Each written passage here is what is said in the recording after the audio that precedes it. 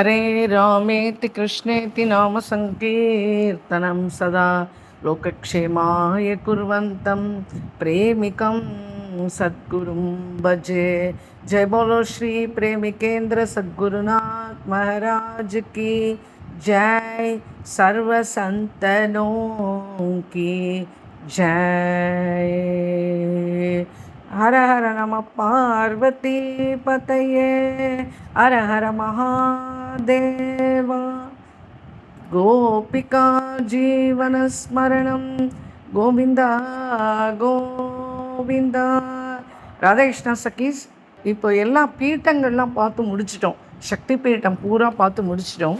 அடுத்தது ஜோதிர்லிங்க யாத்திரை பண்ணுவோம் காஷியில். இதில் முதல்ல நம்ம எடுத்துக்கிறது கேதாரேஸ்வரர். கேதார் காட்னு இருக்குது. அந்த கேதார் காட்டில் இருக்கிற அந்த கேதாரேஸ்வரருடைய வைபவத்தை பார்ப்போம். பார்வதி கேட்குறா, பிரணதஜன தயானித்தே தேவ தேவேஷா, நான் தங்களை வணங்குகிறேன்.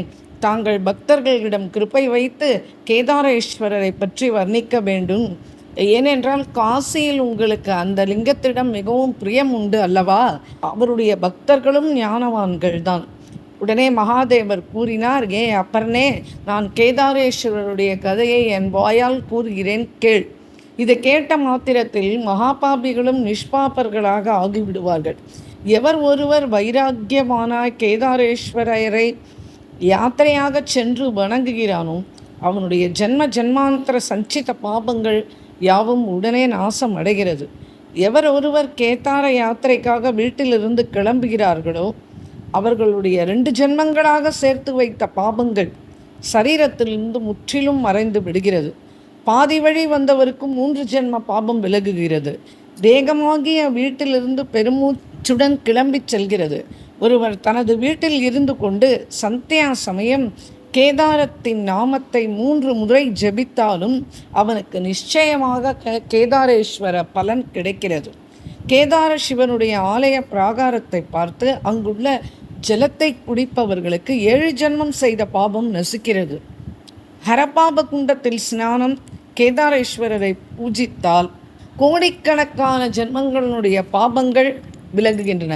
ஒருவன் ஹரபாப குண்டத்தில் ஸ்நானாதிகளை முடித்து கொண்டு தனது இதய ரூப கமலத்தில் கேதாரேஸ்வர லிங்கத்தை வைத்து ஒரு தரமாகிலும் வணங்கினானே ஆனால் கடைசி காலத்தில் அவன் நிச்சயம் முக்தியை அடைகிறான். ஹரபாப குண்டத்தில் ஸ்ரத்தையுடன் ஸ்நானம் செய்தவனுக்கு 7 தலைமுறை பித்ருக்கள் கரையேறுகிறார்கள். அவர்கள் எனது லோகத்திற்கே வருகிறார்கள். அப்பர்ணா, பூர்வ காலத்தில் ரதந்திர கல்பத்தில் என்ன விஷயம் நடந்ததோ அதை உனக்கு விளக்கி சொல்கிறேன், காது கொடுத்து கேள். ஒரு பிராமண பையனுக்கு தகப்பனார் யக்ஞோபவீதம் செய்து வைத்தார். அவன் பிரம்மச்சரிய விரதம் எடுத்துக்கொண்டு உஜ்ஜயினியில் இருந்து இங்கு வந்தான். ஜடாமகுட்ட அலங்காரமும் லிங்க பூஜையும் பஸ்மம் பூஷிய தேகமும் பிக்ஷா பாத்திரத்தில் சந்தோஷப்படும் இதயமும் கங்காஜல பானமும் பாசுபத பிராமணர்கள் நிறைந்த சிவபுரியான காட்சியை பார்த்தான். மனதில் மிகவும் சந்தோஷமடைந்தான். அங்கேயே இரண்ய கர்ப்பர் என்னும் ஆச்சாரியரிடம் பரம உத்தமமான பாசுபத விரதம் எடுத்துக்கொண்டான். அவர் பேர் வசிஷ்டர். அவர் சைவர்களுக்கெல்லாம் மேலே பிரதானமாக விளங்கினார். அதிகாலையில் எழுந்து ஹரபாப குண்டத்தில் ஸ்நானம் செய்வான். பிறகு 3 காலங்களிலும் லிங்க பூஜை செய்வான். சிவலிங்கத்துக்கும் குருவுக்கும் அவனுக்கு பேதம் தெரியாது. ஒரு சமயம் அப்பொழுது அவனுக்கு 12 வயது தான் நிரம்பி இருந்தது. தன் குருவுடன் கேதாரேஸ்வரரை தரிசிக்க ஹிமாலயம் சென்றான். அங்கு சென்றாலே சம்சாரிகளின் சோகமெல்லாம் விலகும். அங்கு லிங்காக்காரமாக இருக்கும் தண்ணீரை குடிப்பதனாலேயே அவர்கள் லிங்காக்காரமாக ஆகிறார்கள். இதற்கு பிறகு வசிஷ்டருடைய ஆச்சாரியாரான தபஸ்வி இரண்ய கர்ப்பர் அசிதார பர்வதத்திற்கு சென்றிருக்கும் சமயம் அங்கு காலமாகிவிட்டார். பிறகு அங்கு எல்லா தபஸ்விகளும் பார்த்து கொண்டிருக்கும் பொழுதே சிவனுடைய அனுச்சரர்கள் வந்து ஸ்வயமாகவே இயங்கும் விமானத்தில் ஏற்றி மிக சந்தோஷத்தோடு கைலாசத்துக்கு கொண்டு சென்றார்கள். கேதாரேஸ்வரரை தரிசிக்க வேண்டும் என்ற உத்தேசத்துடன் ஒருவன் யாத்திரையாக காஷிக்கு வரும்பொழுது பாதி வழியில் மரணம் அடைந்ததனால் அநேக நாட்கள் வரை அவன் கைலாசத்தில் வசிக்கிறான். இந்த ஆச்சரியமான சம்பவத்தை பார்த்துவிட்டு தபோதனான வசிஷ்டர் நிச்சயமாக கேதாரேஸ்வரர் தான் மற்ற லிங்கங்களை விட உயர்ந்தது என மனதில் எண்ணினார். பிறகு இமாலயத்தில் உள்ள கேதாரேஸ்வரரை தரிசித்துவிட்டு அவர் காசிக்கு வந்து சேர்ந்தார். இந்த நியமத்தை மனதில் விட்டு காசிக்கு திரும்பி வந்தார். அதாவது இந்த நியமத்தை மனதில் கொண்டு செய்கையிலும் கடைபிடித்து வந்தார். ஒரு வருஷமும் தான் உயிருடன் இருக்கும் வரை காசியில் இருந்தாலும் சித்ரா பௌர்ணமி அன்று கேதாரேஸ்வரரை தரிசிப்பேன் என்று ஒரு சங்கல்பம் செய்து கொண்டார். பிறகு அவன் ஆனந்தவனத்தில் இருந்து கொண்டே பாலபிரம்மச்சாரி 61 தரம் யாத்திரை போய் வந்தான். இப்படியாக அவன் தலை நரைத்து கிழப்பரவும் வந்த பின்னும் உற்சாகத்தோடு சித்திரை மாதம் வந்தால் கேதார யாத்திரை செய்ய ஆரம்பித்தான். இதை பார்த்துவிட்டு அவருடைய சாது சங்கத்தை சேர்ந்த தபஸ்விகள் விருத்தாபியம் ஏற்பட்டதால் வழியில் என்ன செய்வது என்ற பயத்தால் அவரை தடுத்தார்கள். ஆனால் அந்த திட சித்தம் உள்ள அவருடைய உற்சாகம் குறையவில்லை.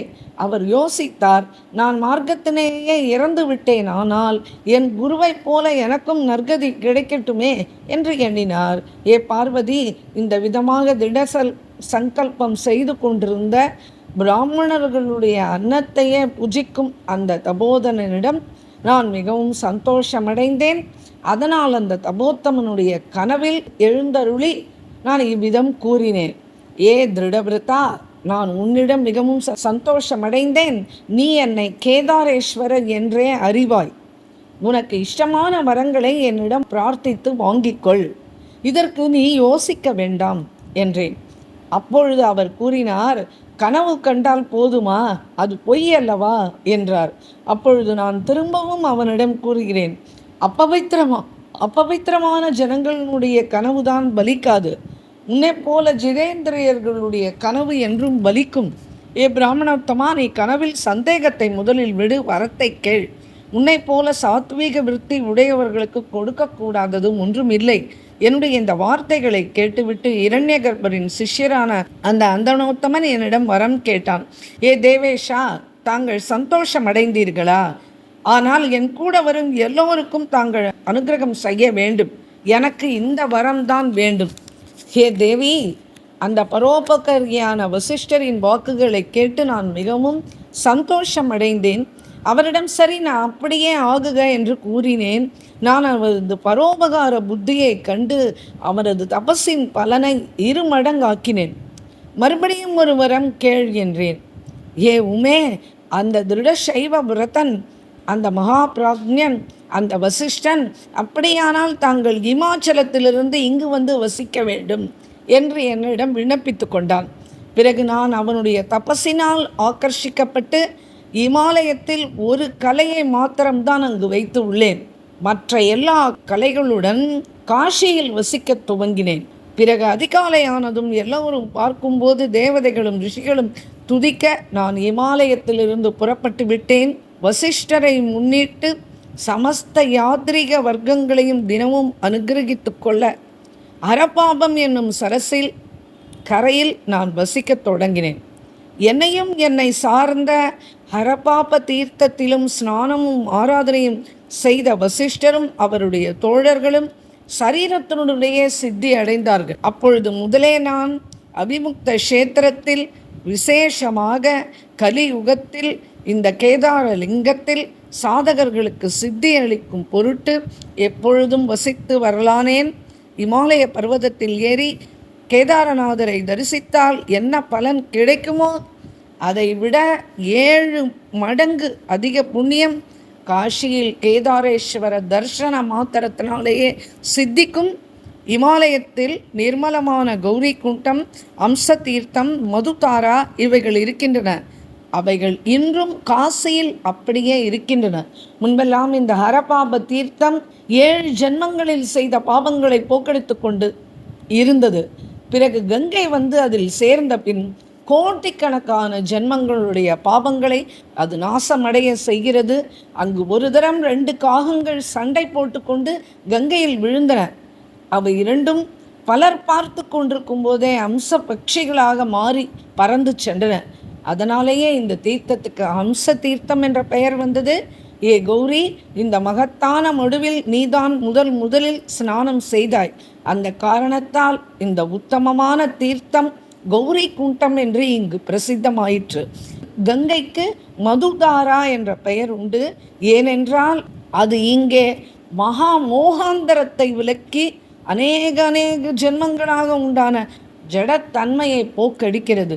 இந்த அகரபாப தீர்த்தத்தில் பூர்வ காலத்தில் மானசம் என்னும் சரோவரம் வந்து மிகவும் கடினமான தவம் செய்தது. அதனால் இங்கு மானச தீர்த்தம் என்னும் ஒரு பெயரும் உண்டாயிற்று.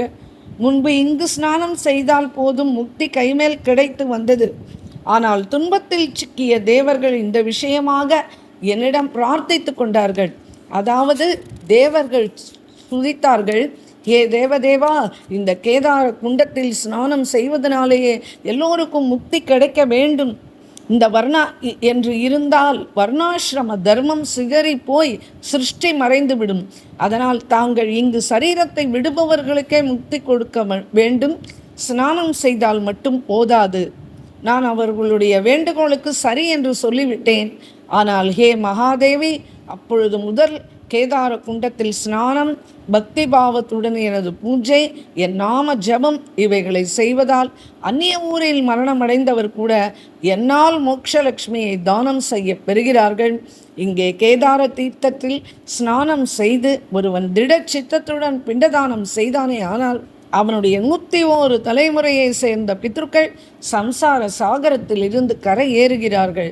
மங்களவாரத்தன்று அமாவாசை வந்தால் அன்று கேதார குண்டத்தில் ஸ்ராத்தம் செய்வானே ஆனால் கயாஸ்ரார்த்தத்தினால் ஒரு பிரயோஜனமும் இல்லை. ஒருவன் கேதாரத்துக்கு யாத்திரை செய்ய விரும்பினால் அவனுக்கு நான் இந்த புத்தியை கொடுக்கிறேன். அதாவது காஷியிலேயே கேதாரேஸ்வரரை ஸ்பர்ஷித்து கிருதகிருத்தியர்கள் ஆகுங்கள் என்று சொல்வேன்.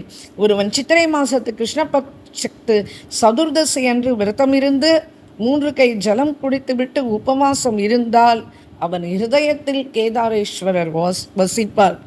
ஹிமாலய கேதாரேஸ்வரருடைய தீர்த்தத்தை பானம் பண்ணினால் என்ன பலன் உண்டாகுமோ அதே பலன் இங்குள்ள கேதாரேஸ்வர தீர்த்தத்தை பானம் பண்ணினால் ஸ்திரீ ஆனாலும் புருஷனானாலும் அதே பலன் கிடைக்கும். ஒருவன் தனம், வஸ்திரம், அன்னம் இவைகளினால் கேதாரேஸ்வரருடைய பக்தர்களை பூஜித்தாலும் தன்னுடைய பிறவி முழுவதிலும் உள்ள பாபத்திலிருந்து விடுபட்டு என் ஸ்தானத்தை வந்து அடைகிறான். 6 மாதம் வரையிலும் பிரதிதினமும் ஒருவன் 3 வேளையும் கேதாரநாதனை வணங்கினால் அவர்களை யமராஜன் முதலிய அஷ்டதிக் பாலகர்கள் எப்பொழுதும் வணங்குகிறார்கள். கலியுக வாசிகளுக்கு அநேகமாக எல்லோருக்கும் இந்த கேதாரத்தின் மகிமை தெரியாத வண்ணம் இரகசியமாக வைத்துள்ளேன்.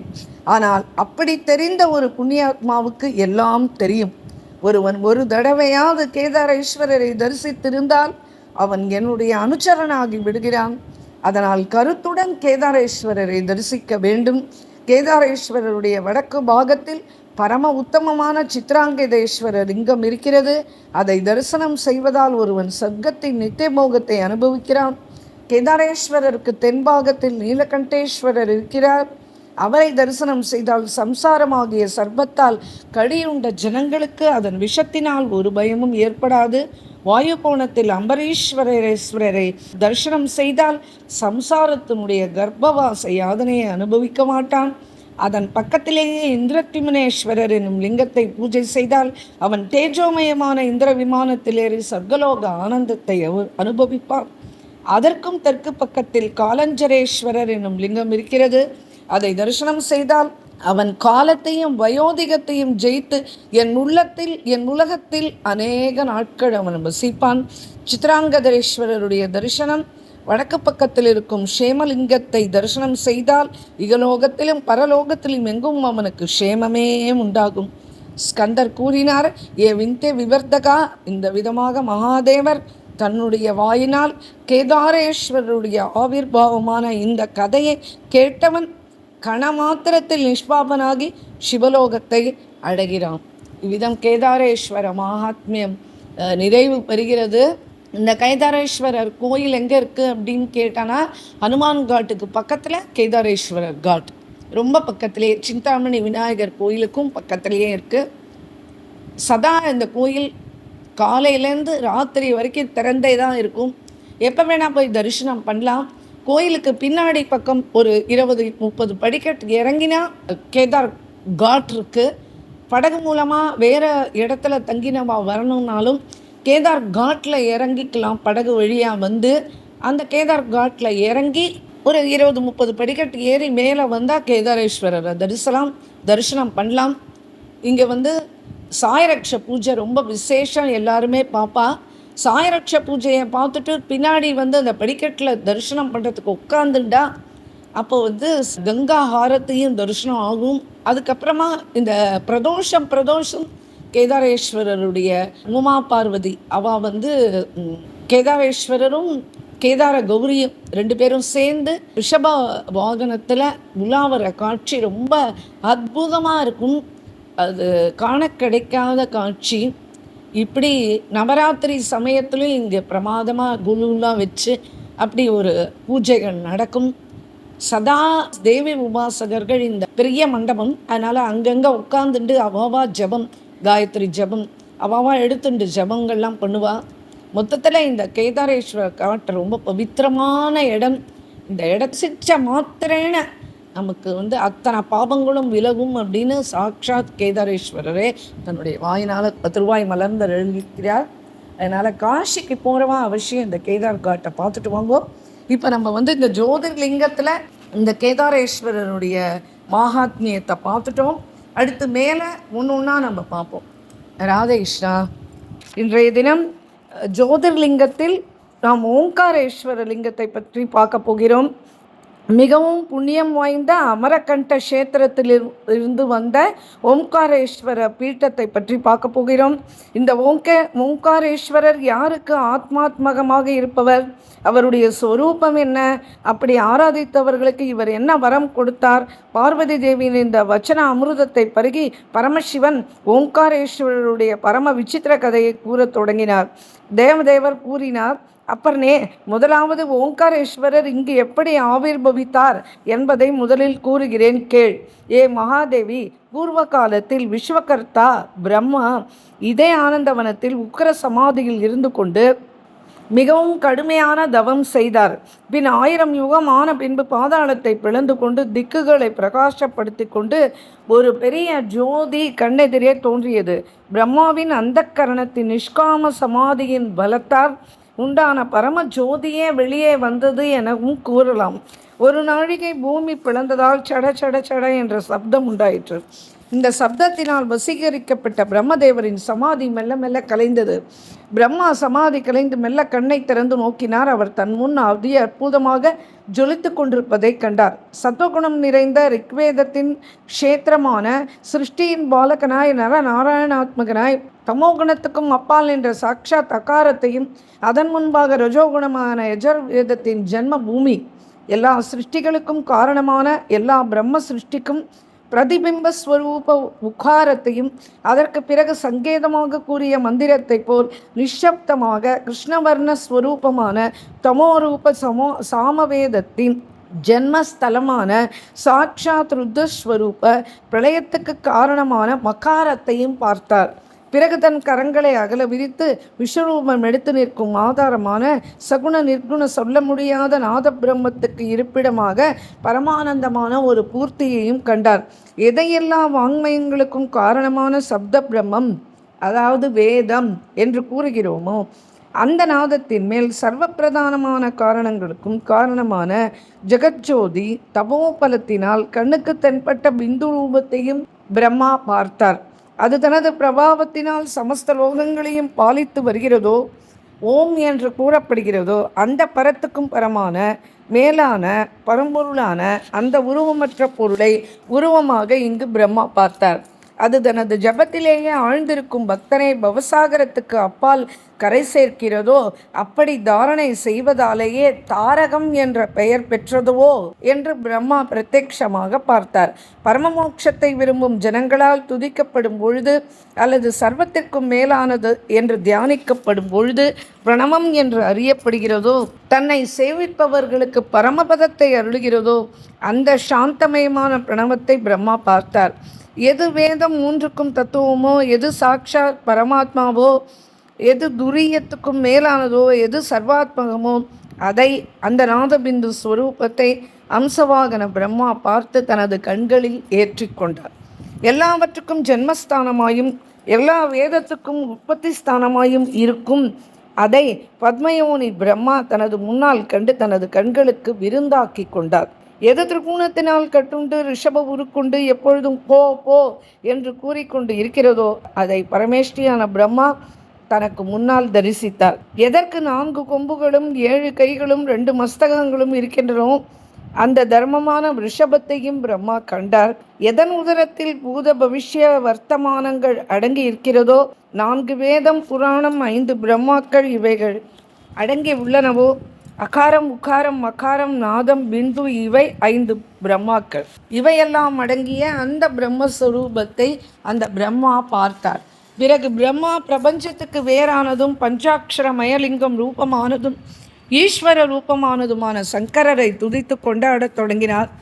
பிரம்மா கூற ஆரம்பித்தார், ஏ சதாசிவா, தாங்களே அக்ஷர உருவானவர், அகாராதி அக்ஷரங்களுக்கு உற்பத்தி ஸ்தானம், ஓங்கார ஸ்வரூபம், தங்களை அடிக்கடி வணக்கம் செலுத்துகிறேன்.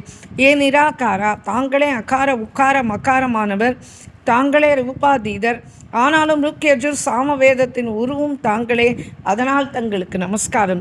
நீங்களே நாத பிந்து கலாஸ்வரூபம், உருவமற்றவராலும் உருவத்துடன் கூடியவர், சர்வஸ்வரூபங்களுக்கும் ஸ்வரூபம், ஆதி அந்த ரகிதர், தங்களுக்கு நமஸ்காரம். தாங்களே ஜோதிநிதியானவர், ருத்ரஸ்வரூபி, தங்களுக்கு அநேக நமஸ்காரம். தாங்களே உக்ரம் பீமம் பசுபதி, தாங்கள் தாரக பிரம்மஸ்வரூபி, எல்லா காரண காரியங்களுக்கும் காரியமானவர், தங்களை அடிக்கடி வணங்குகிறேன். ஹே சித்திகண்டா, தாங்கள் மாயா சூன்யர் பமமங்கள ஸ்வரூபி, ஜடா மகுட்டதாரி, தங்களுக்கு அநேக வணக்கங்கள்.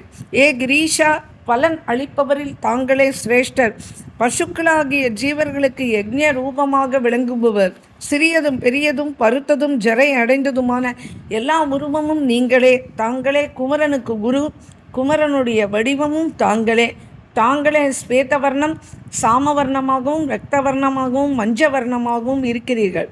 தாங்களே புகை வர்ணமாகவும் அழுக்கடைந்த வர்ணமாகவும் பலவர்ணமாகவும் பச்சை வர்ணமாகவும் ரோஜா வர்ணமாகவும் பாட்டல வர்ணமாகவும் தேஜோ ரூபியாகவும் இருக்கிறீர்கள். தங்களுக்கு வணக்கம். தாங்களே உயர்ந்த நாதமாகவும் நாதத்தின் ஸ்வரமாகவும் விசர்க்கத்தோடு கூடிய புள்ளியாகவும் தீர்க்கமாகவும் 3 மாத்திரையோடு கூடிய புலத்தமாகவும் இருக்கிறீர்கள். தாங்களே அனுஸ்வரமாக இருக்கிறீர்கள், நாசிக உச்சாரணமாகவும் இருக்கிறீர்கள். பல்லினால் உச்சரிக்கக்கூடிய வார்த்தை தந்தியம், தாளவியம் உள்நாக்கின் உதவியால் உச்சரிக்கக்கூடிய வார்த்தை, முதட்டினால் உச்சரிக்கும் வார்த்தையும் கண்டத்தினால் உச்சரிக்கக்கூடிய அக்ஷரங்களும் நீங்களே. ஊஷ்மமும் மேலே பரவும் நாக்கினால் உச்சரிக்கக்கூடியவை நீங்களே. அந்தஸ்த வர்ணம் யர ல வ தாங்களே. தங்களுடைய இந்த ஒரு உருவங்களுக்கும் என் வணக்கம். பினாகம் என்னும் தனுசை தரித்தவரே, தாங்களே பஞ்சமஸ்வரம் நிஷாதஸ்வரம், தாங்களே நிஷாதராஜன், வீணை வேணு மிருதங்கம் முதலிய வாத்திய ஸ்வரூபங்கள் தாங்களே, தாங்களே உச்சத்வரி, தாங்களே கம்பீர சப்தம், தாங்களே பயங்கரமான வாக்கியங்கள், கோமல சப்தங்களின் ஸ்வரூபமும் தாங்களே, தாங்களே 49 ராகங்களின் மூர்ச்சனைகள், 21 மூர்ச்சனைகளின் நாதனும் தாங்களே, கீழ்ஸ்தாயி மேல்ஸ்தாயி என்று கூறப்படும் சஞ்சார பேதங்களின் ஸ்வரூபமும் தாங்களே, தாளத்தின் ஸ்வரூபம் தாங்களே, தாள பிரியரும் தாங்களே, லாசியம் தாண்டவம் என கூறப்படும் 2 விதமான நர்த்தனங்களின் உற்பத்தி ஸ்தானங்களும் தாங்களே. தங்களுக்கு நமஸ்காரம். நிறுத்த கீத வாத்தியத்தின் பிரியமானவரே, பக்தி பாபத்தோடு ஆடி பாடி தாளம் போடுபவர்களுக்கு தாங்கள் மோட்சலட்சுமியை தானமாக அளிக்கிறீர்கள். ஸ்தூலம் சூக்ஷ்மம் திருஷ்யம் அதிருஷ்யம் அநேகம் சத்து அசத்துக்கு காரணமான ஸ்வரூபம் நவீனம் பிராச்சீனம் எல்லா உருவமும் தாங்களே. தங்களுக்கு நமஸ்காரம். தாங்கள் வாக் பிரபஞ்சத்தின் ஸ்வரூபம், வாக் பிரபஞ்சத்துக்கு காரணமும் தாங்களே. தாங்கள் ஒருவரே, ஆனால் தங்களுடைய பேதம் அநேகம். சத்துக்கும் அசத்துக்கும் காரணமான ஸ்வரூபம் தாங்களே. தங்களுக்கு நமஸ்காரம். தாங்களே சப்த பிரம்மம், தாங்களே பரபிரம்மம், தங்களை அடிக்கடி வணங்குகிறேன். ஏ பார்வதீஷா, தாங்களே வேதாந்தத்தினால் அறியப்படுபவர், வேதபதி, வேத ஸ்வரூபர், வேதத்துக்கு அப்பாற்பட்டவர். ஏ ஜெகதீஷா, அப்படிப்பட்ட தங்களுக்கு அநேக தடவை வணக்கங்கள். தேவதேவேஷா, தாங்களே தேவதைகளுக்கு திவ்ய பதத்தை கொடுப்பவர். ஏ மகேஸ்வரா, சங்கர ஸ்வரூபா, தங்களுக்கு நமஸ்காரம். ஏ ஜெகதானந்தா, ஏ சந்திரசேகரா, ஏ மிருத்யுஞ்சயா, ஏ திரியம்பகா, ஏ பினாகபாணே, ஏ திரிசூலம் தரித்தவரே, ஏ திரிபுராந்தகா, அந்தக நிஷூதரே, மன்மதனின் கர்வத்தை அழித்தவரே, ஜலாந்தர சூரனின் சத்ருவே, தங்களுக்கு வணக்கங்கள். தாங்களே காலன், காலனுக்கும் காலம், காலக்கூட விஷத்தை புஜித்தவர் தாங்களே, பக்தர்களின் வருத்தத்தை போக்கக்கூடியவரும் தாங்களே, பக்தி இல்லாதவர்களுக்கு வருத்தங்களை கொடுப்பவரும் தாங்களே, ஞானமும் நீங்களே, ஞானத்தின் உருவமும் நீங்களே, சர்வஜ்ஞா, தங்களுக்கு அநேக நமஸ்காரம். யோக சத்தரே, யோகிகளுக்கு யோக சித்திகள் கொடுப்பவரும் நீங்களே, ஏ தபோதனா, தபஸ்விகளுக்கு தவத்தின் பலனை அளிப்பவரும் தாங்களே, தாங்களே மந்திரஸ்வரூபம், மந்திரங்களின் பலமும் தாங்களே, மகத்தான தானங்களின் பலனும் தாங்களே, அந்த தானத்தை கொடுப்பவரும் நீங்களே, ஏ நாதா, தாங்களே யக்ஞ புருஷர், பெரிய பெரிய யக்ஞங்களின் பலன்களை அளிப்பவர் தாங்களே, தாங்களே எல்லாம், தாங்களே எங்கும் நிறைந்தவர், தாங்களே எல்லாம் அளிப்பவர், தாங்களே சமதர்ஷி, தங்களுக்கு வணக்கம். தாங்களே சர்வபோஜி, தாங்களே சர்வகர்த்தா, தாங்களே சர்வ சம்ஹாரகாரகர், தாங்களே யோகிகள் இருதயத்தில் எழுந்துள்ளிருக்கிறீர்கள், தங்களுக்கு நமஸ்காரம். ரட்சிப்பவரே, சத்வமூர்த்தியே, தாங்களே விஷ்ணு உருவாக சங்கம், சக்கரம், பத்மம் இவைகளை தரித்து கொண்டு 3 உலகங்களையும் ரட்சிக்கிறீர்கள், தங்களுக்கு வணக்கம். ஏ மோட்சபததாயகா, தாங்களே ரஜோகுணத்தை எடுத்துக்கொண்டு பிரம்மஸ்வரூபமாக சட்டதிட்டத்துக்கு உட்பட்ட உலகை சிருஷ்டிக்கிறீர்கள். ஏ மகா ஸ்மசான வாசியே, தாங்களே மகாருத்ரர், மகாகாலர், மகாபயங்கரர், சர்வாபரணங்களை தரித்தவர், காலனுக்கும் காலன், தாங்களே தாமச சரீரத்தை தரித்து கொண்டு கடைசியில் காலாக்னி ஸ்வரூபமாக ஆகி பிரளயத்தை ஏவி விடுபவரும் நீங்களே, பிறப்பு அற்றவரே, தாங்களே பிரகிருதி புருஷன் என்னும் 2 உருவங்களுடன் மகத் அகங்காரத்துடன் கூடிய அகில ஜகத்தையும் கண்ணிமைக்கும் நேரத்துக்குள் வெளியாக்குகிறீர்கள். கண்களின் இமைப்பும் திறப்பும் தாங்களே, தங்களுடைய கண்களின் இமைப்பில் சிருஷ்டியும் மலர்ப்பில் பிரளயமும் உண்டாகிறது. ஏ துர்ஜடா, தாங்கள் சுதந்திரமாக திரிபவர், தங்களுடைய கபால மாலை தங்களுக்கு லீலா மாத்திரமே, தங்களுடைய கழுத்தில் நரம் உண்ட மாலை சோபிக்கிறதே, அது நிச்சயமாக தங்கள் உதரத்தில் பஸ்மீகரிக்கப்பட்ட விதைகளின் அடையாளமே. ஏ சம்போ, தங்களாலேயே உலகம் விவகரிக்கிறது, தங்களையே இந்த உலகம் நம்பியிருக்கிறது, தாங்கள் புராதனர், வாக்பதத்திற்கும் எட்டாதவர், துதிப்பவனும் துதியும் துதிக்கு காரணமானவரும் தாங்களே.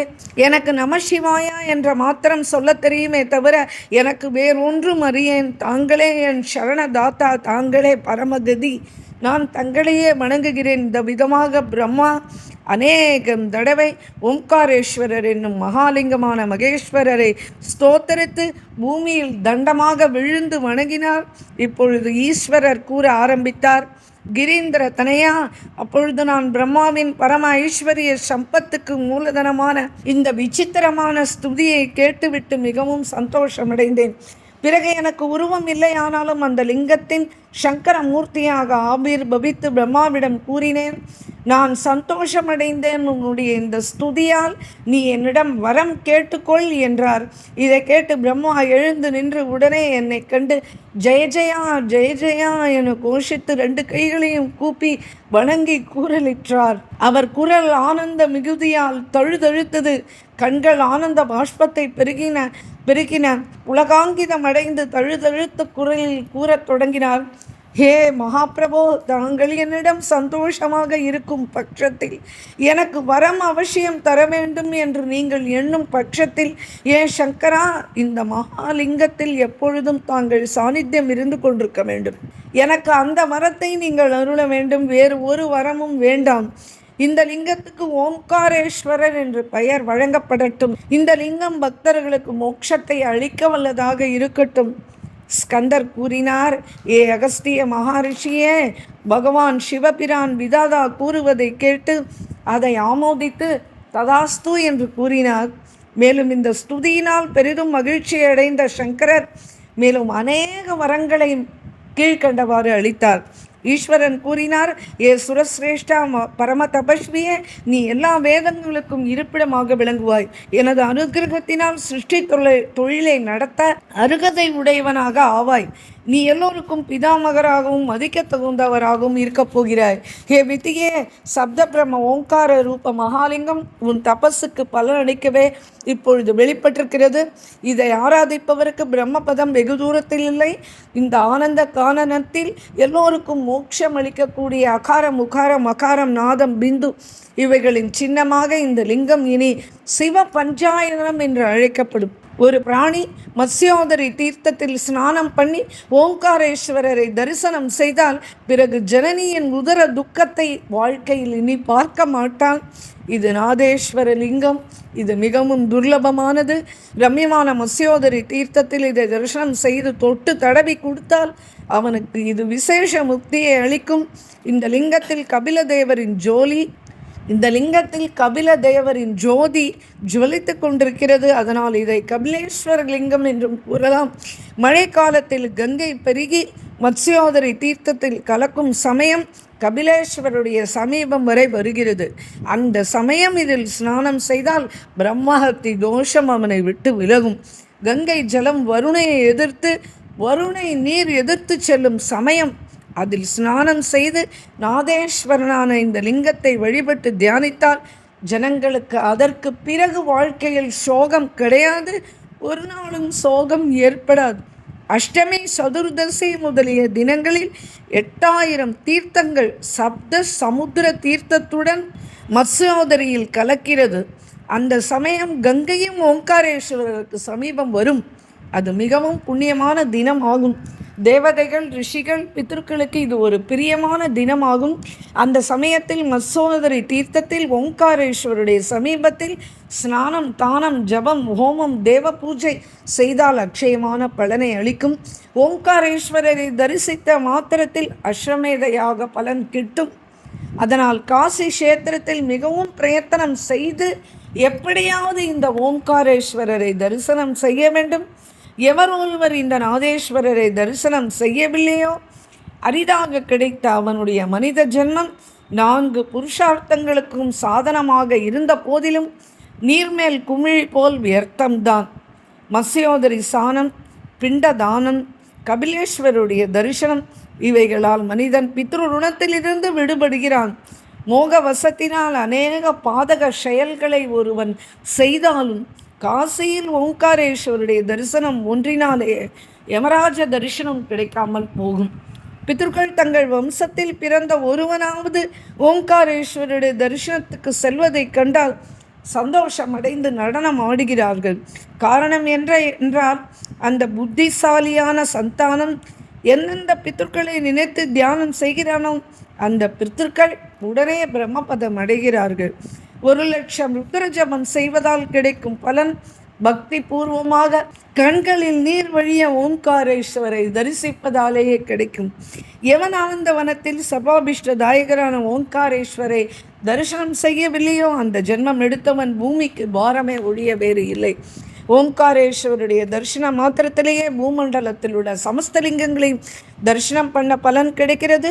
மாந்தர் இங்கு ஓங்காரேஸ்வரரை தரிசனம் செய்துவிட்டு வேறு இடங்களுக்கு சென்று மரித்தாலும் சொர்க்கத்தை அடைந்து சில காலம் இருந்துவிட்டு பிறகு காசியிலேயே பிறந்து முக்தி பதத்தை அடைகிறார்கள்.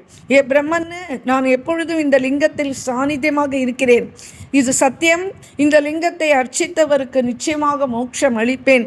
ஒரு தரமாவது ஓங்காரேஸ்வரரை வணங்கினான் என் பரம அனுகிரகத்தால் அவன் கிருதகிருத்தியன் ஆகிறான்.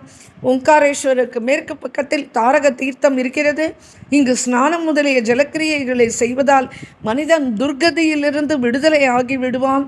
ஓங்காரேஸ்வருடைய உபாசகர்கள் சாதாரண மனிதர்கள் அல்ல. அவர்கள் மனித தோலினால் போர்த்தப்பட்ட ஜீவன் முக்தரான ருத்ரஸ்வரூபமே ஆகும். இந்த லிங்கத்தின் மகிமை இங்கு வேறு ஒருவருக்கும் தெரியாது. ஏனெனில் பிரம்மன்னு உன் புண்ணியோதயத்தினாலேயே இந்த லிங்கம் இங்கு தோன்றி இருக்கிறது. நீ இந்த லிங்கத்தின் பிரபாவத்தாலேயே எல்லா தத்துவங்களையும் உண்மையாக அறிவாய். இந்த ஞானத்தை கொண்டே நீ எந்த சராச்சர ஜகத்தையும் சிருஷ்டிப்பாய். பகவான் சம்பு பத்மயோனி பிரம்மதேவனுக்கு இவ்விதமாக வரத்தை அளித்து அந்த மகாலிங்கத்திலேயே மறைந்தார். ஸ்கந்தர் கூறினார், ஏ கலச உத்பவா, ஏ அகஸ்தியா, இன்று வரை பிரம்மா இந்த லிங்கத்தை பூஜித்து கொண்டிருக்கிறார். தன்னால் இயற்றப்பட்ட பிரம்மஸ்தவத்தையே துதித்து கொண்டிருக்கிறார். இந்த பிரம்மஸ்தவத்தை துதித்து கொண்டு வந்தால் எல்லா பாவங்களும் விடுதலை அடைந்து அவன் பூர்ணயானம் பெறுகிறான். 1 வருஷம் வரை 3 காலங்களிலும் இந்த பிரம்மஸ்தவத்தை பாராயணம் செய்து வந்தாலேயே அந்திம காலத்தில் ஞானத்தை அடைவான். அதன் மூலமாக அனாயாசமாக பந்தத்திலிருந்து விடுபடுகிறான். இவ்விதமாக ஓம்காரேஸ்வர மகாத்மிய வர்ணனம் இதை தொடர்ந்து ஓம்காரேஸ்வர மகாத்மியத்தை வர்ணிக்கின்ற ஒரு சரித்திரமும் மேற்கொண்டு கேட்கலாம். ஸ்கந்தர் கூறினார், வாதாபி பஞ்சனா புராதன பத்ம கல்பத்தில் தமன் என்னும் பிராமணன் ஒருவன் இருந்தான். அவனுடைய பாபத்தை தொடக்கக்கூடிய சம்பவம் ஒன்று காசியில் நடந்தது. அதை கூறுகிறேன், கேளுங்கள். பரத்வாஜருடைய புத்திரர்களில் ஒருவன் பெயர் தமன் என்பதாகும். அவனுக்கு யக்னோபவீத தாரணமான பின் எல்லா வித்தைகளையும் படித்த பின் சம்சாரத்தை துக்கமயம் என்றும் வாழ்வை நீர்மேல் குமிழி என்றும் அறிந்து அதனால் வைராக்கியம் அடைந்து வீட்டை விட்டு வெளியேறினான். பிறகு அவன் மனம் வெறுத்து மனம் போன போக்கில் சென்றான். அநேக ஆசிரமங்களிலும் ஒரு வனத்திலும் சமுத்திர தீரத்திலும் பர்வதத்திலும் தீர்த்தங்களிலும் நதிக்கரையிலும் தவமியற்றி கொண்டு திரிந்து வந்தான். அவன் இந்திரியங்களை மனதோடு கூட நியமனம் செய்து கொண்டு உலகம் முழுவதும் எங்கெல்லாம் சித்த கஷேத்திரங்கள் இருக்கின்றனோ அங்கெல்லாம் போய் வசிக்க தொடங்கினான். அவனுக்கு தன் மனதுக்கு இசைந்த ஒரு குரு கிடைக்கவில்லை. ஒரு நாள் தபஸ்வியான் அந்த தமன் தற்செயலாக நர்மதா நதி தடத்தில் அமர தீர்த்தத்தில் பரம பவித்திரமான ஓங்காரேஸ்வர ஸ்தலத்தை கண்டான். அதை பார்த்ததும் அவன் மனம் பரம சந்தோஷத்தையும் வைராக்கியத்தையும் அடைந்தது. அங்கு அவன் விபூதி பூஷணராய் பாசுபத விரததாரிகளான எத்தனையோ தபோதனர்கள் லிங்க பூஜை செய்துவிட்டு பிராண யாத்திரைக்கு வேண்டிய விவகாரங்களை முடித்து கொண்டு ஸ்திர சித்தம் உடையவராக தங்கள் குருதேவரின் முன் அமைதியாக அமர்ந்து ஆகம சாஸ்திரத்தை விவாதித்து கொண்டிருந்தார்கள். தமனும் அவர்களை வணங்கி கூப்பிய கையனாய் மிகவும் வணக்கத்தோடு அவர்களின் ஆச்சாரியர் பக்கத்தில் சென்று அமர்ந்தான். அப்பொழுது தன் பக்கத்தில் அமர்ந்த அவனை தபஸினால் கிருஷ்ணமான சரீரம் உடையவரும் வார்த்தீகத்தினால் பீடிக்கப்பட்டவரும் தபஸ்விகளில் சிரேஷ்டரும் சிவ ஆராதனத்தில் மிகவும் சிரேஷ்டமான மகாமுனி கர்காச்சாரியார் கேட்டார். ஏ சத்வா, நீ யார்? எங்கிருந்து வருகிறாய்? ஏன் இந்த யவன பருவத்திலேயே விரக்தனாக இருக்கிறாய்? அதை சொல் என்று கேட்டார். அன்பினால் நனைந்த இந்த வார்த்தைகளை கேட்ட தமன் கூறினான், ஏ பூஜ்யரே, சிவாராதனையில் தத்பரரே, பாசுபதத்தின் ஆச்சாரியரே, நான் எனது மனதில் நிகழும் நிகழ்ச்சிகளை உண்மையாக உங்களிடம் விண்ணப்பித்துக் கொள்கிறேன். நான் பிராமண சிறுவன், பரிசிரமத்துடன் வேத சாஸ்திரங்களை கற்றேன். சம்சாரத்தின் சாரமற்ற தன்மையை அறிந்து வானப்பிரஸ்த ஆசிரமத்தை ஆசிரயித்திருக்கிறேன். இந்த சரீரத்துடன் பரமசித்தியை அடையும் பொருட்டு அநேக தீர்த்தங்களில் ஸ்நானம் செய்து கோடிக்கணக்கான மந்திரங்களை ஜெபித்து அநேக தேவதைகளை பூஜித்து எல்லா ஓமங்களை செய்து அநேக நாட்கள் குரு சமூகத்திற்கு சுசுரட்சையும் பண்ணி வந்தேன். ஸ்மசானத்தில் அநேக இறைவுகளை கழித்தேன். பர்வத சிகரங்களில் ஸ்திரமாக வசித்தேன்.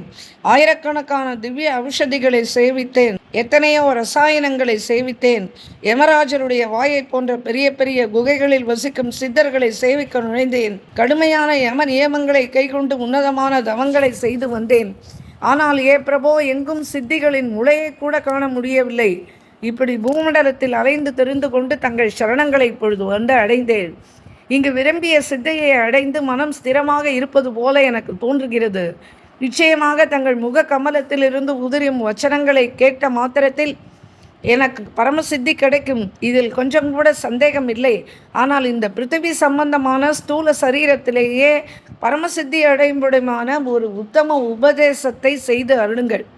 அப்பொழுது தமனுடைய இந்த வச்சனங்களை கேட்டு கர்காச்சாரியா தான் நேரில் அனுபவித்த ஒரு ஆச்சரியமான சம்பவத்தை கூறத் தொடங்கினாள்.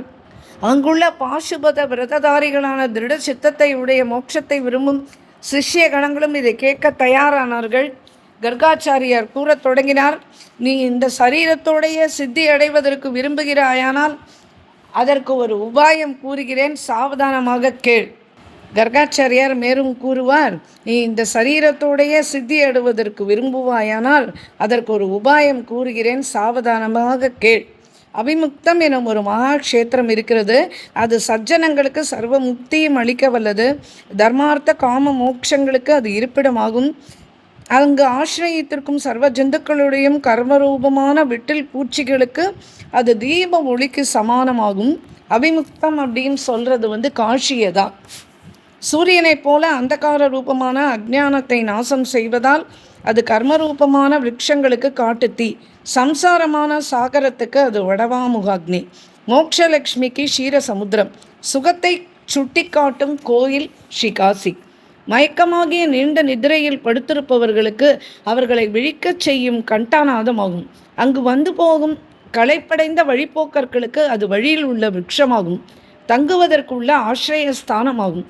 அநேக ஜென்மங்களாக சஞ்சலப்படுத்தி வைத்திருந்த கோரமான பாப ரூபமான மலைகளின் இறக்கைகளை வெட்டுவதற்கு இந்திரனுடைய வஜ்ராதயத்துக்கு சமமானது. கேவலம் தன்னுடைய நாமத்தை நலன்களையும் கொடுப்பதாகும். அது பகவான் விஸ்வேஸ்வருடைய முக்கியமான ராஜதானியாகும். அது ஸ்வர்க்கத்துக்கும் அபவர்க்கத்துக்கும் எல்லை ஸ்தானமாகும். அதனுடைய பூமி ஸ்வர்க்க நதியான கங்கையினுடைய சலிக்கும் அலைகளினால் நித்தியமும் கழுவப்படுகிறது. சகல துக்கங்களையும் சம்ஹரிக்கும் இந்த மகாக்ஷேத்திரத்தில் மகாமதியே, என் எதிரிலேயே ஒரு சம்பவம் நடந்தது, அதை கூறுகிறேன் கேளும். எங்கு காலனுக்கு பயப்பட வேண்டாமோ, பாபத்துக்கு நடுங்க வேண்டாமோ, அப்பேற்பட்ட காசி கஷேத்திரத்தின் மகிமைகளை பூர்ண ரீதியாக யாரால் வர்ணிக்க முடியும்? பூமண்டலத்தில் ஜந்துக்களின் பாபத்தை நாசம் செய்ய எத்தனையோ தீர்த்தங்கள் இருக்கின்றன. அவைகளெல்லாம் தங்களை சுத்தமாக்கி கொள்ளும் பொருட்டு காஷிக்கு வருகின்றன. காஷி வாசி மனிதர்கள் சர்வத்தையும் பூஜித்துவிட்டு சர்வத்தையும் துறந்துவிட்டு எந்த கதிக்கு போகிறார்களோ அந்த கதியை மற்ற இடங்களில் அநேக தான யக்னங்களை பண்ணினாலும் அடைய முடியாது. அனுராகம் என்னும் விதையிலிருந்து முளைத்தெழும் சம்சார ரூபமாகிய விருட்சம் காசியில் மீளா நித்ரை எனும் கோடாரியினால் வெட்டப்பட்ட பிறகு தளிர் விடாது. ஏனென்றால் களர் பூமிகளில் காசியே சர்வ பிரதானமான களர் பூமி. அங்கு விதைத்த விதை ஒரு பொழுதும் முளை விடாது. உலகத்தில் காசியை ஸ்மரித்த மாத்திரத்தில் எல்லோரும் சாது மகாத்மாக்கள் ஆகிறார்கள். அவர்கள் பாவ கூட்டங்களிலிருந்து விடுபட்டு உத்தம கதியை அடைகிறார்கள். சத்தியம் முதலிய சகல லோகங்களில் இருக்கும் ஐஸ்வர்யம் க்ஷணபங்குரம், சாஸ்வதமாக இருக்கும் சம்பத்து அபிமுக்த காஷி ஒன்றே. ஆனால் அது சிவபெருமனுடைய ஆக்ஞை ஒன்றினால்தான் கிடைக்கும். அபிமுக்த கஷேத்திரத்தில் புழு பூச்சிகளுக்கு கூட சரீரத்தை விட்டபின் என்ன மகிமை ஏற்படுகிறதோ அது இந்த பிரம்மாண்ட மண்டலத்திலும் வேறு எங்கு ஏற்படுகிறது? காலக்கிரமத்தில் ஒருவன் அகஸ்மாத்தாய் காசியை அடைந்தால் அங்கிருந்து வெளியே போகாமல் இருப்பதற்கு உபாயம் செய்ய வேண்டும். கிழக்கில் மணிகர்ணிகேஸ்வரர், தெற்கில் பிரம்மேஸ்வரர், மேற்கில் கோகர்ணேஸ்வரர், உத்தரத்தில் பாரபூதேஸ்வரர் ஆகிய இடங்கள் அபிமுக்த கஷேத்திரத்தில் சர்வசிரேஷ்டமும் மகா பலனை அளிக்கக்கூடியன ஆகும். ஒருவன் மணிகர்ணிகையில் ஸ்நானம் செய்து பகவான் விஸ்வேஸ்வரரை தரிசனம் செய்துவிட்டு மேற்கூறியபடி காசி கஷேத்திரத்தை உள் பிரதட்சிணமாக செய்து வந்தால் அவன் ராஜசூய யாகம் செய்த பலனை அடைகிறான். அந்த இடங்களில் சிரார்த்தம் செய்தால் பித்ருக்கள் முக்தி அடைகிறார்கள்.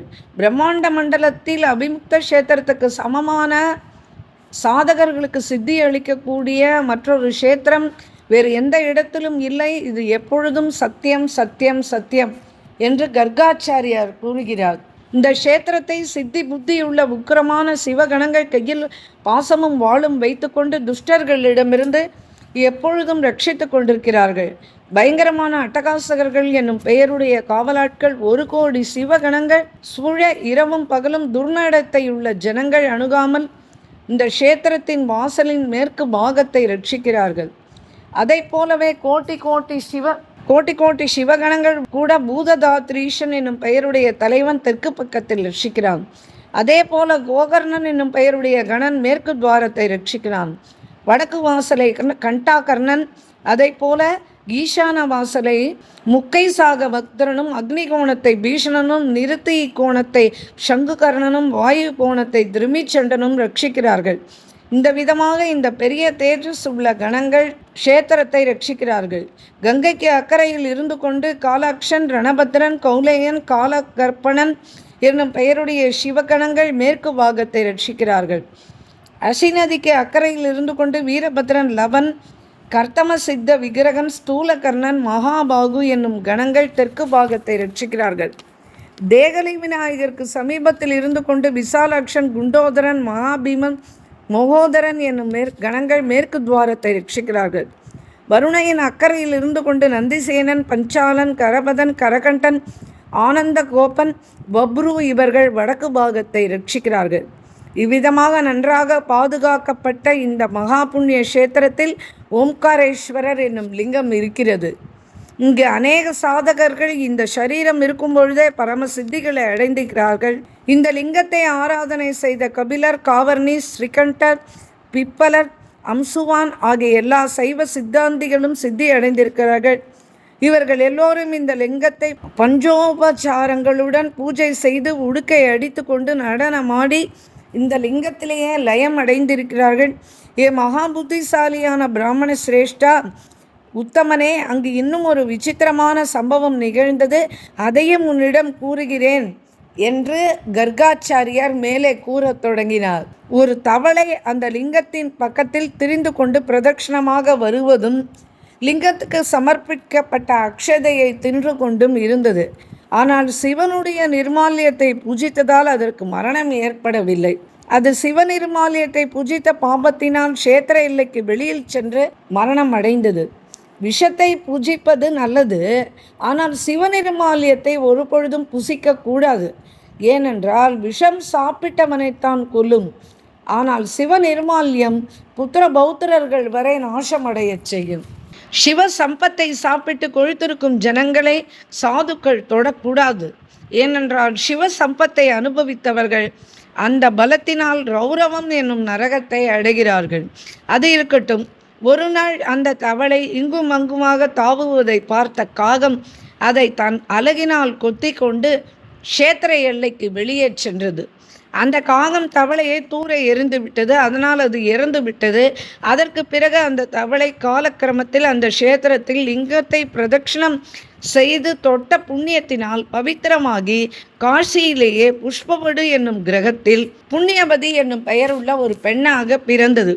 அந்த பெண்ணுக்கு எல்லா அங்கங்களும் சாமுத்திரிகா லட்சணமாக அமைந்தது. ஆனால் நிர்மால்யமான அக்ஷதையை தின்றதினால் அவளுடைய முகம் மட்டும் கழுகனுடைய முகம் போல அமைந்தது. அந்த பெண் மிகவும் இனிமையான குரலுடன் சங்கீத சாஸ்திரத்தை ஒழுங்காக அறிந்திருந்தாள். சப்தஸ்வரங்களையும் 3 கிரமங்களையும் 21 மூர்ச்சனைகளையும் 41 ஆலாபனைகளையும் 101 தாளங்களையும் 6 ராகங்களையும் அந்த ராகங்களுடைய 5 உபராகங்களையும் இந்த விதமாக 36 ராக ராகினிகளையும் அறிந்து பாடகர்களை சந்தோஷத்தை அறிந்து கொண்டு வந்தாள். பிறகு கால தேச விசேஷத்தினால் 65 ராகங்களின் 10 கிளைகளான ராக ராகினிகள் ஏற்பட்டன. எத்தனை தாளங்கள் உண்டோ அத்தனை ராக ராகினிகள் உண்டு. இந்த விதமாக கந்தர்வ உபனிஷதம் கூறுகிறது. இந்த விதமாக அந்த சூபரத்தை மதுரமாக ஆலாபனை செய்யும் மாதவி எப்பொழுதும் ஓங்காரேஸ்வரரையே பூஜித்து கொண்டு வந்தாள். அதே புஷ்ப வடுவின் புத்திரியான அந்த பெண் மதிக்க முடியாத யவன தசையை அடைந்திருந்தும் கூட பூர்வ ஜென்ம வாசனா பலத்தினால் ஓங்காரேஸ்வரரை பக்தியோடு பூஜித்தாள். ஏ தமனா, அவளுடைய மனம் சஞ்சலம் அடைந்தாலும் கூட மகாத்மாக்கள் மனம் எப்படி யோகாபியாசத்தில் சலியாமல் போகுமோ அதுபோல ஓங்காரேஸ்வரருடைய பூஜையில் சலியாமல் உறுதி பெற்றது. பகலில் பசி தாகம், இரவில் உறக்கம் அவளை துன்புறுத்தவில்லை.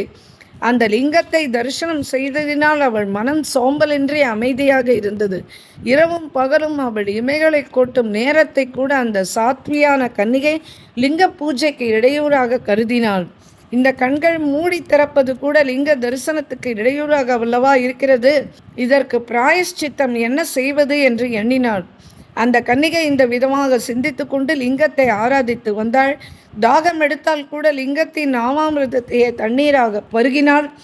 காதல ஓடிய பெரிய பெரிய கண்கள் சஜ்ஜனங்களின் ஹிருதயாகாச வாசியான ஓம்காரேஸ்வரரை தவிர மற்ற இடங்களில் நினைக்கவில்லை.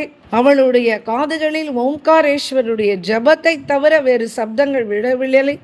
அவளுடைய 2 கைகளும் ஓங்காரேஸ்வரருக்கு மாலை தொடுப்பதை தவிர வேறு காரியம் செய்யவில்லை. அவளுடைய 2 கால்களும் ஓங்காரேஸ்வரர் ஆலயத்தை விட்டு வேறு எங்கும் செல்லவில்லை.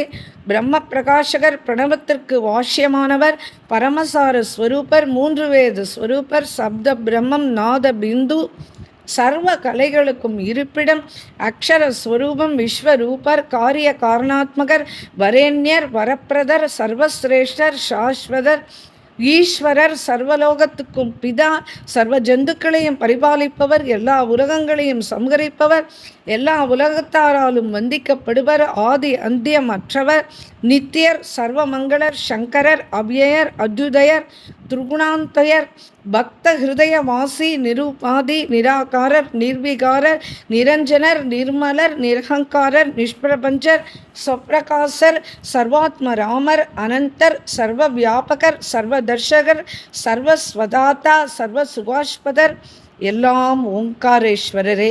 இப்படி அவளுடைய நாக்கு எப்பொழுதும் இரவு பகலும் ஜெபித்து கொண்டே இருக்கும்.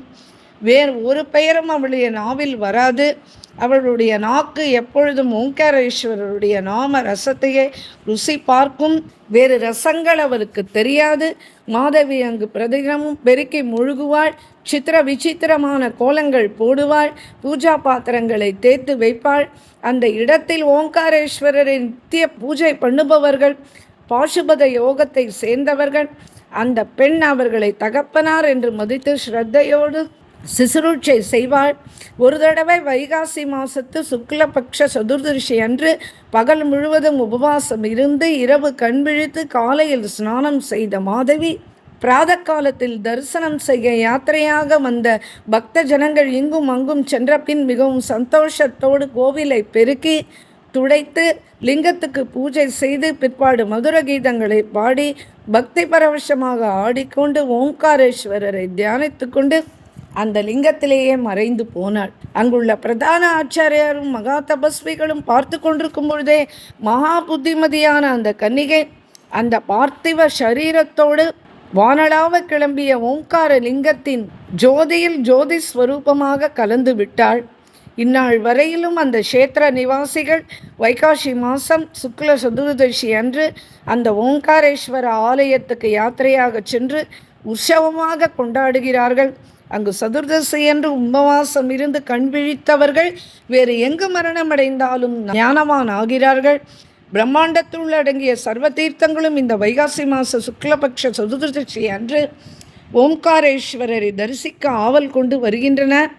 சிவபுராணத்திலும் இதை பற்றி கூறியிருக்கிறார்கள். லிங்கத்துக்கு முன்னால் ஸ்ரீமுகி என்னும் உத்தமமான ஒரு குகை இருக்கிறது. அது பாதாளத்துக்கு போகும் வாசப்படி என்று கூறப்படுகிறது. அங்கு சித்தர்கள் வசிக்கிறார்கள். உத்தம விரதமிருந்து 5 இரவுகள் அந்த குகையில் வசித்தால் அவர்களுக்கு நாக கன்னிகைகளுடைய தரிசனம் கிடைக்கும். விரததாரிகளுக்கு சுப அசுப பலன்களை கூறுகிறார்கள். இந்த குகைக்கு வடக்கு பாகத்தில் ரசோதகம் என்னும் ஒரு கிணறு இருக்கிறது. 6 மாதங்கள் வரையில் அந்த ஜலத்தை குடித்தால் பிரம்ம ரசாயனம் குடித்த ருச்சி ஏற்படும். அங்கே நாதம் பிறந்த இடமானதால் நாதேஸ்வரர் என்ற லிங்கம் இருக்கிறது. அதை தரிசனம் செய்வதாலேயே உலகில் உள்ள எல்லா சப்தங்களும் காதில் கேட்கும். ஓம்காரேஸ்வரருடைய சேவார்த்திகள் பார்த்திவ சரீரத்துடன் திவ்ய ரூபமாகி உடனேயே பரமசித்தியை அடைகிறார்கள். அங்கே கங்கை வருண ஜலத்தினால் நிரம்பிய மத்ஸ்யோதரி தீர்த்தத்தில் ஸ்நானம் செய்வதால் மனிதன் கிருதகிருத்தியனாகிறான். அதற்கு பிறகு அவர்களை சோகமே அணுகாது. முதலாவது சமஸ்த பிரம்மாண்டத்திலும் அபிமுக்த கஷேத்திரம் பிரதானம். அதிலும் மத்ஸ்யோதரி கரையில் இருக்கும் ஓங்காரேஸ்வரருடைய ஸ்தானம் அதிசிரேஷ்டமானது. எவர்கள் காசியில் ஓங்காரேஸ்வரரை வணங்கவில்லையோ பூஜிக்கவில்லையோ அவர்கள் எல்லோரும் மாதாவின் யவனத்தை சீரழிக்க பிறந்தவர்கள். பிராமணோத்தமரே, எப்பொழுது பகவான் விஸ்வேஸ்வரர் மந்த்ராஜலத்திலிருந்து ஆனந்தவனத்துக்கு வந்தாரோ அப்போது முதல் அங்கு நதி, சமுத்திரம், பர்வதம், தீர்த்தம், தீவுகள் எல்லா தேவதைகளும் வந்து கொண்டும் போய்கொண்டும் இருக்கின்றன. என்னுடைய பாக்கியத்தினாலேயே நீர் இதை இந்த சமயம் எனக்கு ஞாபகப்படுத்தி என்னை சொல்ல வைத்தீர்கள். நானும் வருகிறேன். இந்த மகா பாசுபத விரததாரிகளான இந்த என் சிஷ்யர்களும் கூட காசிக்கு செல்ல விரும்புகிறார்கள். ஏனென்றால் மோட்சத்தை விரும்புகிறவர்கள் எவரும் வார்த்தக்கியம் அடைந்ததும் கூட காசியை அடையவில்லையோ அவர்கள் எல்லாம் மிக அரிதான இந்த மானிட ஜென்மம் அடைந்த பிறகும் கூட அவர்கள் மகா சுகத்தை அடைய மாட்டார்கள். இந்திரியம் தளர்வதற்கு முன்னால், ஆயுள் நஷ்டம் அடைவதற்கு முன்னால் சங்கரருடைய இந்த ஆனந்த வனத்துக்கு சென்று கட்டாயம் தரிசனம் செய்ய வேண்டும். எவர்கள் லட்சுமிகரமான மகாதேவர் ஆலயம் இருக்கும் இந்த ஆனந்த வனத்தை ஆசிரியக்கிறார்களோ அந்த மகா சுகத்தையே பிரதான ஆதாரமாக கொண்ட அவர்கள் லக்ஷ்மி தேவி சலனத்தை விட்டு அவர்களிடமிருந்து பிரியாமல் இருக்கிறார். இந்த விதமாக பாசுபத சிரேஷ்டர்களான கர்காச்சாரியார் இந்த ரமணீயமான கதையை கூறிவிட்டு பரத்வாஜரின் புத்திரனான தமனோடு கூட காஷிபுரையை அடைந்தார். அந்த தர்மாத்மாவான தமனனும் கர்காச்சாரியாருடன் ஸ்ரீ ஓம்காரேஸ்வரரை ஆராதித்து அந்த லிங்கத்திலேயே மறைந்தான். ஸ்கந்தர் கூற ஆரம்பித்தார், அகஸ்தியரே, அவிமுக்த கஷேத்திரத்தில் ஓங்காரேஸ்வரர் ஒரு பிரதான ஸ்தானமாகும். ஏனென்றால் அங்கு அநேக சாதகர்கள் பரமசித்தியை அடைந்திருக்கிறார்கள். கலியுகத்தில் பாப ஹிருதயம் படைத்தவருக்கு விசேஷமாக நாஸ்திக ஜனங்கள் ஓங்காரேஸ்வர மகாத்மியத்தை ஒரு பொழுதும் கூறக்கூடாது. எந்த அறிவிலிகள் மகாதேவரை நிந்திக்கிறார்களோ, க்ஷேத்திரத்தை நிந்திக்கிறார்களோ, புராணத்தை நிந்திக்கிறார்களோ அவர்களோடு பேசக்கூட கூடாது. உலகத்தில் ஓங்காரேஸ்வரருக்கு சமமான வேறு லிங்கம் கிடையாது. இந்த விஷயத்தை மகாதேவர் தீர்மானமாக கௌரியிடம் கூறியிருக்கிறார். ஒருமைப்பட்ட மனத்துடன் இந்த அத்தியாயத்தை கேட்டாலே சகல பாபங்களிலிருந்து விடுபட்டு சிவலோகத்தை அடைகிறார்கள். அரகர நம பார்வதி பதையே, அரகர மகாதேவா. கோபிகா ஜீவனஸ்மரணம் கோவிந்தா கோவிந்தா. जय बोलो श्री प्रेमिकेंद्र सद्गुरुनाथ महाराज की जय. सर्व संतनों की जय. ராதே கிருஷ்ணா சகீஸ். இந்த ஜோதிர்லிங்கத்தில் இந்த ஓம்காரேஸ்வரர் இவருடைய மகாத்மியம் இதனோட நிறைவு பெறுகிறது. மேலும் அடுத்த எபிசோடில் பார்ப்போம்.